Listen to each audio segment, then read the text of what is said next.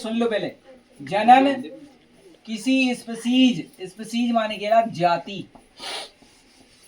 जनन किसी जाति की समष्टि, जाति के स्थायित्व में किस प्रकार संभव है। प्रश्न को समझे। जितनी भी दुनिया में जीव पाए जा रहे हैं सब जीवों की एक एक काय फिक्स जातियां हैं। अब भी प्रश्न कह रहे हैं उन जाति के समष्टि। अब जाति की समष्टि में जैसे बकरी एक जाति हो गई, पूरी जाति का हो गई बकरी, और शेर एक जाति हो गई, शेर जाति हो गई। तो बकरी, शेर, चीता, भालू, इन सबको मिला के क्या बने वो समष्टि बनेगा। इन सबको मिला के क्या बने वो समष्टि। इन सबको मिला के समष्टि बनेगा। माने समष्टि और जाति दोनों अलग अलग चीज हैं। जाति जो है जाति कहलाएगी कि कई छोटी छोटी जातियां मिलकर क्या बनाती हैं समष्टि या समुदाय बनाती हैं, है ना। तो ये समष्टि हो गए। अब प्रश्न है कि जनन कोई स्पीसीज, कोई जाति और उन जातियों की समूह या बहुत सारी जाति। मतलब थोड़े प्रश्न का हमने एक्स्ट्रा बोल दिए। ऐसा ना हो कि ऐसी भी कह सकते कि जनन कोई जाति के लिए बचाए रखता है, समझाओ। जनन कोई समष्टि को बचाए रखता है, समझाओ।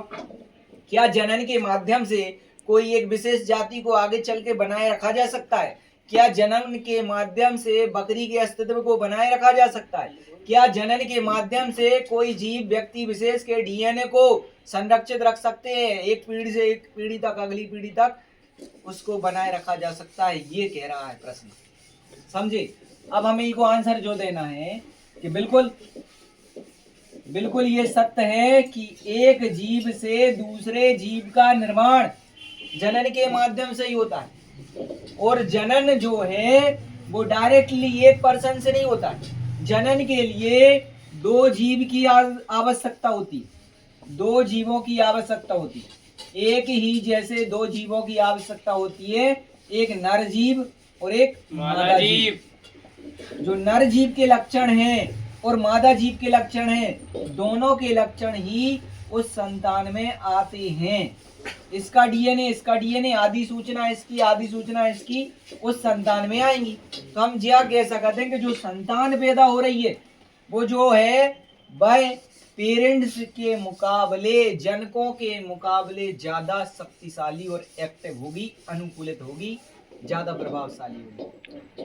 तो इनके जो लक्षण हैं वे ट्रांसफर हो गए संतान में, फिर अगली संतान में, फिर अगली संतान में। इस तरह से पीढ़ी दर पीढ़ी लक्षण, डीएनए, जीन की वंशागति को हम बनाए रख सकते हैं।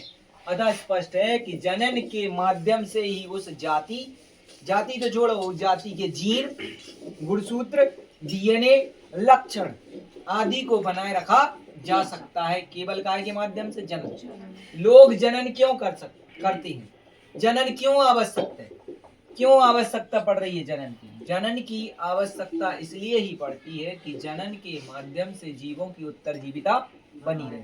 उत्तरजीविता का अर्थ होता है एक जीव से दूसरे जीव का निर्माण होना, पीढ़ी दर पीढ़ी उनका खानदान चलना, वही का कहलाता है जनन। और ये सब काय के माध्यम से। ऐसा नहीं है कि जनन में केवल पिता के लक्षण आते हैं, जनन में माता के लक्षण भी आते हैं और वे दोनों के लक्षण उस संतान में पाए जाते हैं। इसलिए संतान उस बदले हुए वातावरण में भी एक्टिव होती है क्योंकि दोनों के लक्षण उसमें आते।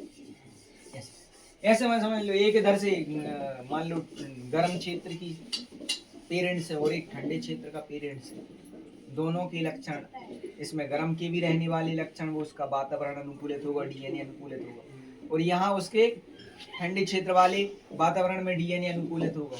अब जो संतान पैदा होगी वह इतनी ज्यादा एक्टिव होगी कि वो गर्म में भी रह सकती है और ठंडे में भी रह सकती है, वह वातावरण के प्रति अनुकूलित है। अतः स्पष्ट है कि जनन के माध्यम से जो संतान पैदा होगी उस संतान को हम पीढ़ी दर पीढ़ी उसमें जीन को और जाति को दोनों को बचाए रख सकते हैं। कौन की बदौलत?